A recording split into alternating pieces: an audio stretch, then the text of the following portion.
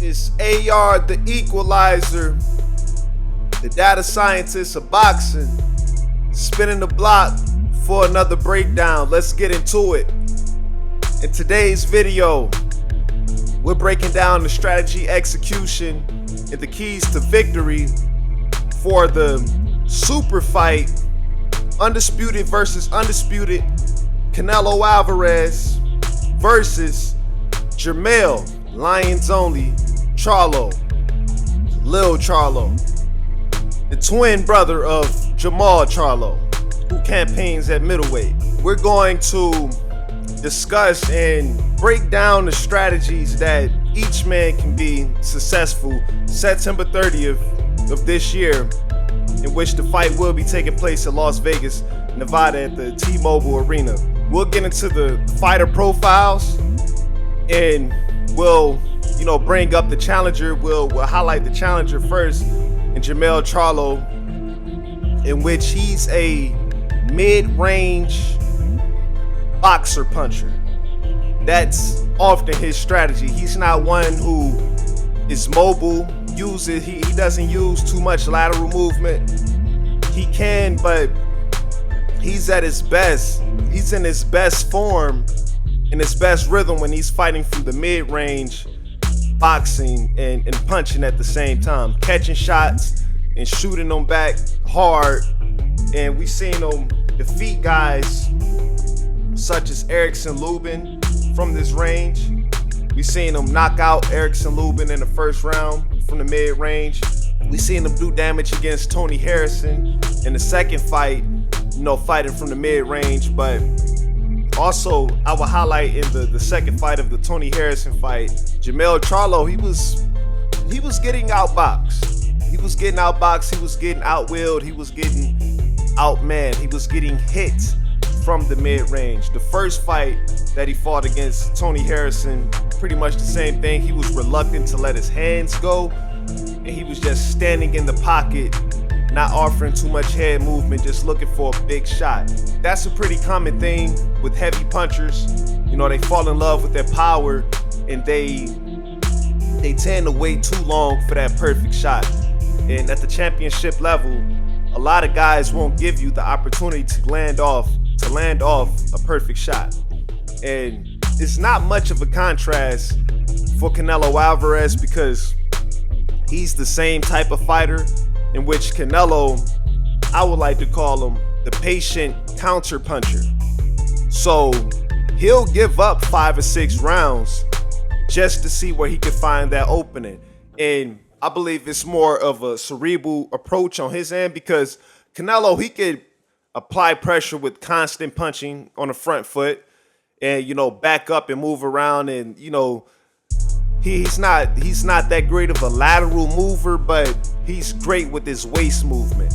He's great at slipping punches and, slipping in those uppercuts, or stepping off to his left side and unloading that vicious left hook, shovel hook to the body that destroys the livers of many of his opponents. So I would like to call Canelo Alvarez a patient counter puncher. But that being said, with the introduction of the fighters, I'm not going to take too much time, for we're already about 4 minutes into the video. Time flies, man. I could talk this boxing for days, for hours, but I'm trying to cut my videos a little shorter, because I give these long intros and long backdrops. But we'll get into the keys to victory for Jermell Charlo.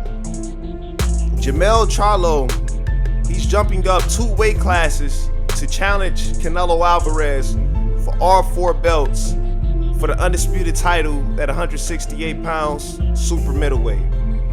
This is very dangerous to jump up 2 weight classes to go up against the guy who his campaign is high as light heavyweight, and is also been, rumored to go up to cruiserweight to challenge champions there. So that says a lot about Canelo's punch resistance and his chin. The guy moved up the light heavyweight twice and did not get stopped. The first time he moved up the light heavyweight 175, he challenged Sergey Kovalev for Sergey Kovalev's belt. He took it by way of an 11th round knockout. The second time he went up to light heavyweight to challenge for a belt. It's the WBA belt that Dimitri Bivol holds to this day. And he was not victorious. He got outboxed, but he didn't get dropped. He wasn't hurt. He wasn't visibly hurt. He got rocked with some shots, but he stood his ground all 12 rounds. I mean, this guy, he has a chin. So how Jermell Charlo will be able to defeat Canelo Alvarez is that Jermell Charlo has to work lateral movement in this fight. He has to circle the ring and box smart. The jab will be his best friend. He has the greater reach on Canelo. He has the height on Canelo Alvarez. And Jermell Charlo is not a small guy. Even though he fights at 154 pounds, he's walking in the ring at about 172, 170 pounds or heavier fight night. So this big weight jump, he can hold his own against Canelo. But he has to be in his best athletic form in order to be victorious or to have some type of success against Canelo. Some would say that he should box Canelo like how Caleb Plant boxed Canelo. But in the Caleb Plant fight, Caleb Plant did not sit down on his punches, not once in that fight. You know, in the 7th round, it could be said that he sat down and he hit Canelo Alvarez with about 4 or 5 combination punches, but that was just some shoe shine stuff. He wasn't sitting down and really trying to hurt Canelo. It was just pity pat stuff to get points with the judges. You know what I mean? And at this level, this is not an amateur contest. The person who lands the most punches doesn't always win the fight. That's not the tale of the story. It's those who land the harder, effective punches that have effective aggression, you know, and looking to hurt that guy, because it is a fight at the end of the day. It's not who hits who the most contest. It's who can hurt their man and show that they won the fights. It's a fight. You know what I mean? And Jermell Charlo, he's a heavy puncher, but just keeping it real, will his punches be able to affect Canelo Alvarez, who has gone up against the likes of the Triple G 3 times, in which it can be said that Triple G is one of the hardest hitting middleweights ever? You know what I mean?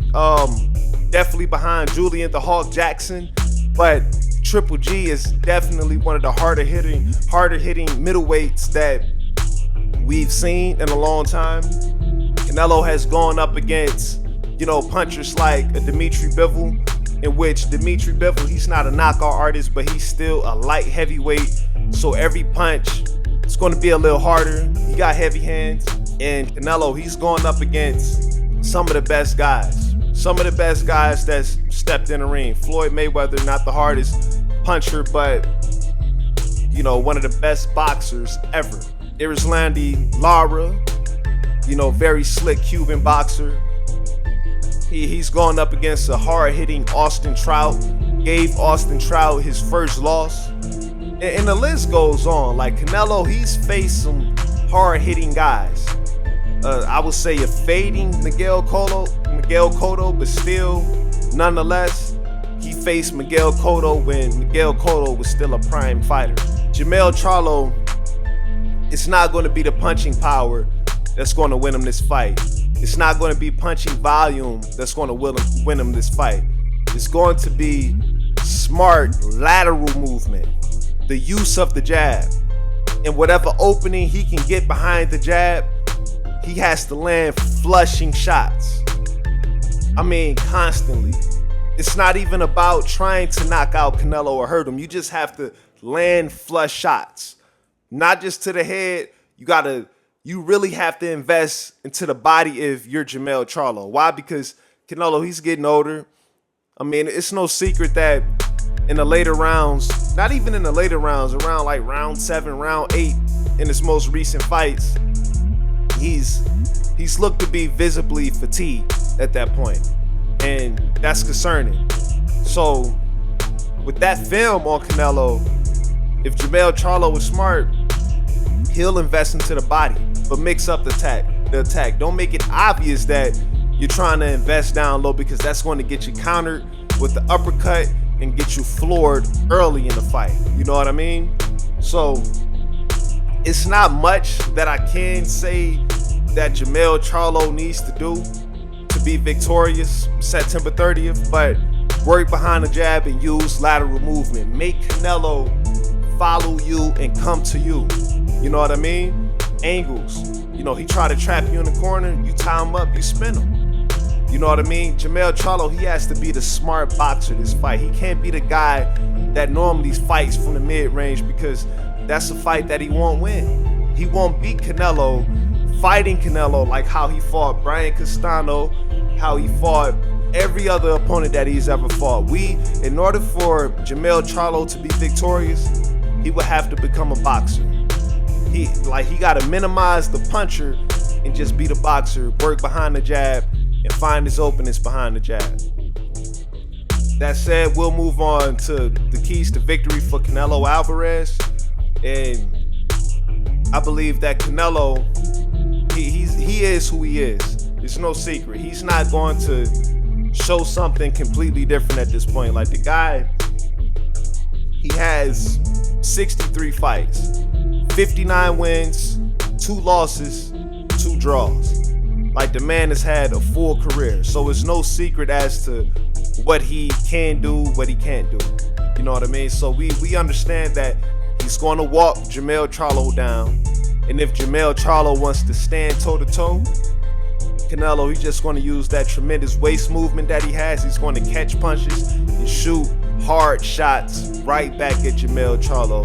And Jermell Charlo, he's one that likes to exchange, so he will be open for the counter all night if he wants to trade from the mid-range. Canelo Alvarez, he's not going to give any type of high-volume punching in this fight. He'll fight in spots, but mainly what Canelo is looking to do is find those openings and catch Jermell Charlo with hard uppercuts, hard hooks, hard liver shots. Because Canelo sits on every punch that he throws. Does Jermell Charlo sit on every punch that he throws? Not necessarily. He's more so on his toes and he's moving, but it's from the pocket. He's not giving too much foot movement around the ring. It's solely from the pocket, but he's still on his toes. He does sit on his punches, but it's all about volume with Jermell Charlo. Whereas with Canelo Alvarez, he sits down on every punch, and every punch that he throws, he's trying to put a dent in this man. He's trying to make a statement like, I'm the harder hitter right here. You know what I mean? I'm going to get the respect in his ring. And that's his form. That's his way of ring generalship. It's not too much that I'm expecting for Canelo to do any different besides be extremely patient and give up 3 or 4 rounds to figure out Jermell Charlo's punch output and, you know, his patterns, his rhythm, to start timing Jermell Charlo. Right? So I believe that's a main key to victory for Canelo, is stand disciplined.